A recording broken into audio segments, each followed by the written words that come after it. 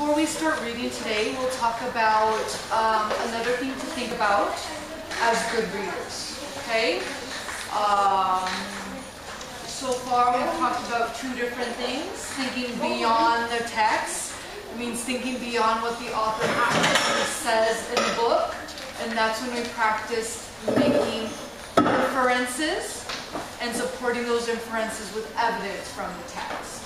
We talked about thinking about the text. That means thinking about what things that the author did. Okay? So we talked about the author using descriptive language and why the author uses descriptive language. Does he use it to add to the meaning of the text or to add to entertainment? Or both, or perhaps there's other things that we haven't mentioned yet. So noticing descriptive language and things the author does. Today we're going to add something to the thinking within the text. So we're thinking about the words and what the author actually has written, what's going on in the text. And as we do that, we're going to keep this in mind today. When we read out loud, what we do with our voice should demonstrate understanding of the characters in the text and the events happening in the text. Okay? That's especially true with fiction text. If it happens to be a non-fiction text, then what we do with our voice out loud when we're reading should reflect what's going on in the information, what the author is teaching us, okay?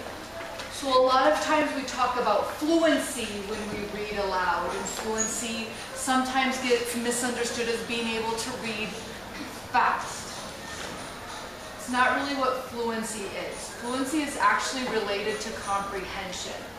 Okay, so I want to be able to speak smoothly as I read aloud, but what I do with my voice should match what's going on in the text. Remember when my kitty was talking like this?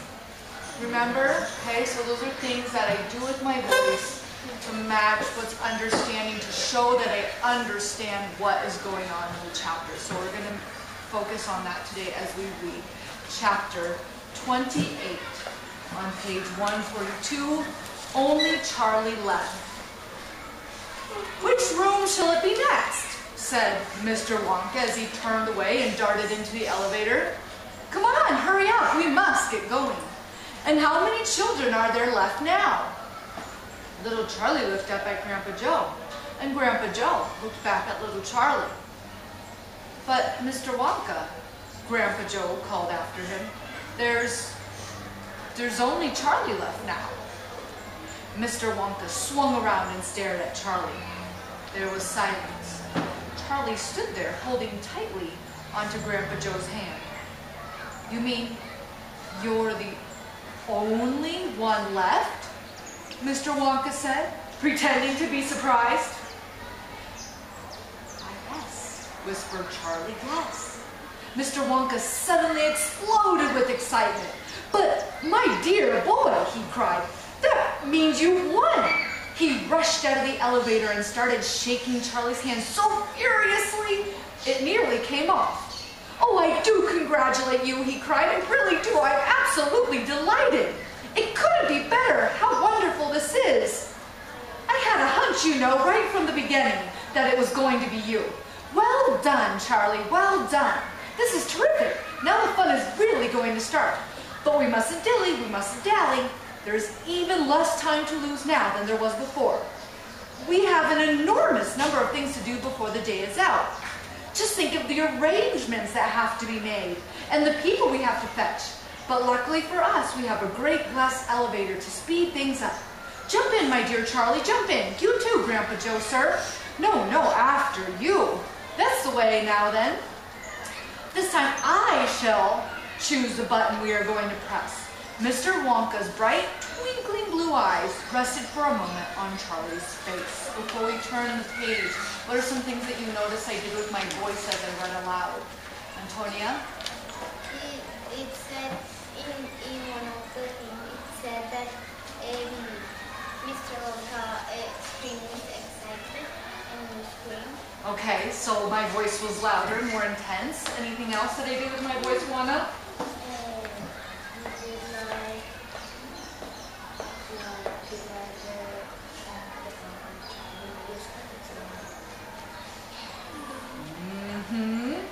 So when Charlie was whispering, I brought my voice down, tried to do a whisper with my voice.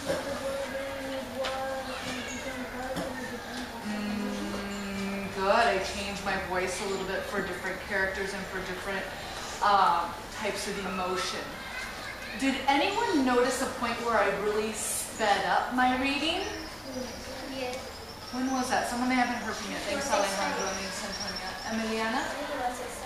When there was a lot of excitement. So not only did I show excitement in my voice, and I'm seeing in the text a lot of exclamation points, but I'm showing that not only with the emotion in my voice, but with speeding up like we tend to do as we're excited. But I didn't read fast the whole text. Okay? I actually started the chapter pretty slow and pretty calm, and I did that not only with the tone of my voice, but with the speed of my voice too.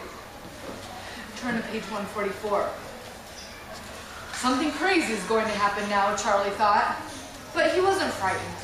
He wasn't even nervous. He was just terrifically excited, and so was Grandpa Joe. The old man's face was shining with excitement as he watched every move that Mr. Wonka made. Mr. Wonka was reaching for a button high up on the glass ceiling of the elevator. Charlie and Grandpa Joe both craned their necks to read what it said on the little label beside the button. It said, "Up and out." Up and out, thought Charlie. What sort of room is that? Mr. Wonka pressed the button. The glass doors closed. "Hold on," cried Mr. Wonka. Then wham! The elevator shot straight up like a rocket. "Yippee!" shouted Grandpa Joe. Charlie was clinging to Grandpa Joe's leg, and Mr. Wonka was holding onto a strap from the ceiling. And up they went, up, up, up, straight up this time. No twistings or turnings, and Charlie could hear the whistling of the air outside as the elevator went faster and faster. "Yippee!" shouted Grandpa Joe again. "Yippee! Here we go!" "Faster!" cried Mr. Wonka, banging the wall of the elevator with his hand. "Faster! Faster!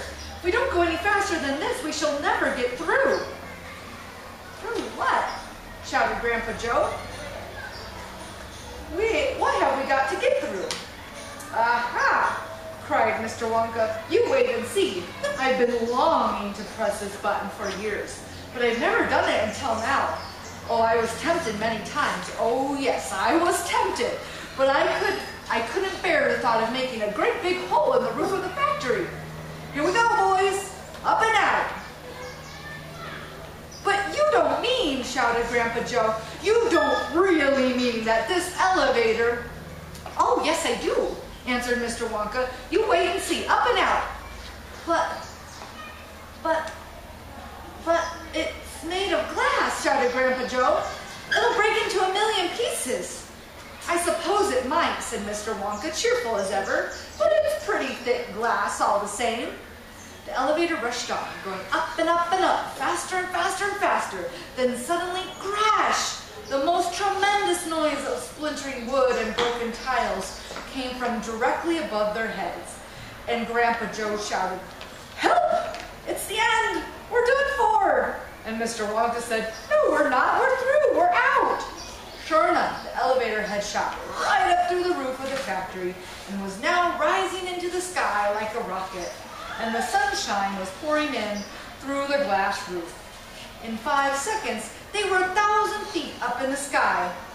"The elevator's gone mad!" shouted Grandpa Joe. "Have no fear, my dear sir," said Mr. Wonka calmly, and he pressed another button. The elevator stopped. It stopped and hung in mid-air, hovering like a helicopter, hovering over the factory and over the very town itself, which lay spread out below them like a picture postcard. Looking down through the glass floor on which he was standing, Charlie could see the small, faraway houses and the streets in the snow that lay thickly over everything. It was an eerie and frightening feeling to be standing on clear glass, high up in the sky. It made you feel that you weren't standing on anything at all. "Are we all right?" cried Grandpa Joe. "How does this thing stay up?" "Candy power," said Mr. Wonka. 1,000,000 candy power. "Oh, look," he cried, pointing down. "There go the other children. They're returning home." Can you read this?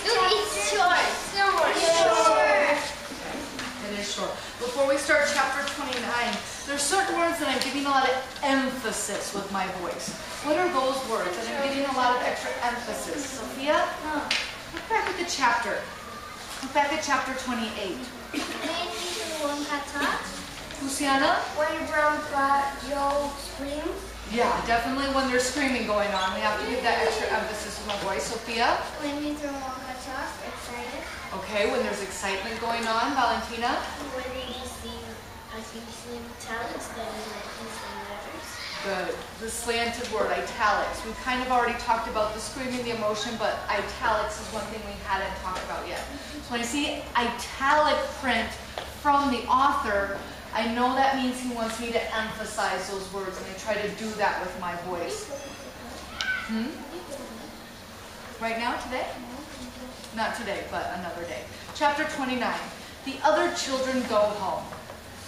Speaking of italics, we must go down and take a look at our little friends before we do anything else, said Mr. Wonka.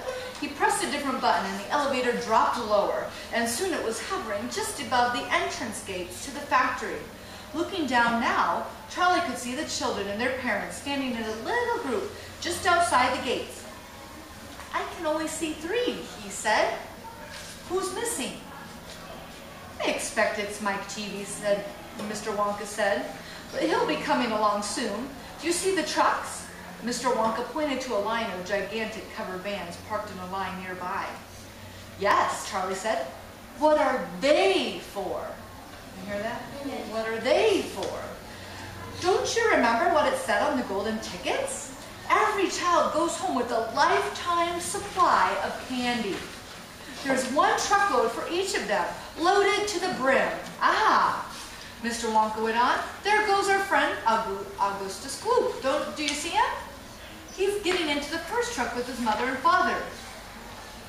You mean he's really all right? Asked Charlie, astonished. Even after going up that awful pipe? Oh, he's very much all right, said Mr. Wonka. He's changed, said Grandpa Joe, peering down through the glass wall of the elevator. He used to be fat. Now he's thin as a straw. Of course he's changed, said Mr. Wonka, laughing. He got squeezed in the pipe, don't you remember? And look, there goes Miss Violet Beauregard, the great gum chewer.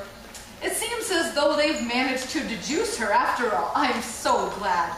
And how healthy she looks. Much better than before. But she's purple in the face, cried Grandpa Joe. So she is, said Mr. Wonka. Ah, well, there's nothing we can do about that. Good gracious, cried Charlie. Look at poor Veruca Salt, and Mr. Salt, and Mrs. Salt. They're suddenly covered with garbage. And here comes Mike TV, said Grandpa Joe. Good heavens, what have they done to him? He's about 10 feet tall and thin as a wire. They've overstretched him on the gum stretching machine, said Mr. Wonka. How very careless. How dreadful for him, cried Charlie. Nonsense, said Mr. Wonka. He's very lucky. Every basketball team in the country will be trying to get him. But now, he added, it's time we left these 4 silly children. I have something very important to talk to you about, my dear Charlie. Willy Wonka pressed another button, and the elevator swung upwards into the sky. Remember, okay, as you do your reading jobs this week, as you're doing read to self and practice in your mind, as you're doing guided reading, if Miss Isaac asks you to read a part of the book out loud, remember that when reading aloud, you need to demonstrate understanding with your voice. Fluency is connected to comprehension. You have to show that you understand what's going on. So you show you understand the characters, what are they like, how are they feeling, are they excited, are they sad, and demonstrate understanding of events, what's going on in the story. Is something in the story very exciting, okay? Is something in the story tragic, okay? Demonstrate that you understand what's going on, the events in a fiction text. If you're reading an informational text, you can do the same thing, using your voice to show understanding of the information that the author is telling you.